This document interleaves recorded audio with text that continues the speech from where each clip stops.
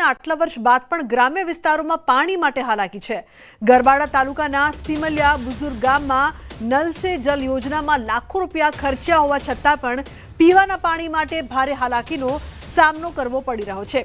સ્થાનિકો બાળકોને લઈ પાણી ભરવા માટે મજબૂર બન્યા છે, તો બીજી તરફ તંત્ર દ્વારા 70% કામ પૂર્ણ થયાનો દાવો કરવામાં આવ્યો છે, પરંતુ પરિસ્થિતિ યથાવત છે, જેને લઈને ગ્રામજનોએ તાત્કાલિક ધોરણે પીવાનું પાણી મળી રહે તેવી માંગણી કરી છે।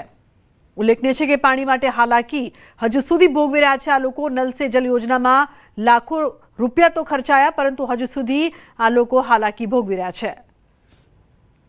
અહીંયાથી તળાવ આવેલું છે, તળાવની અંદર પાણી ગોળ ગોળ ભરાઈ ગયેલું છે, વચ્ચે કૂવો છે, તો બાળકોને લઈને બૈરાઓ પાણી ભરવા જાય છે, તો અમુક બાળકો नाना नाना बाळको पाणी भरवा जाए छे, डूबे छे। हमारा नल नथी नकाया तो हमने सुवादी कई नथी।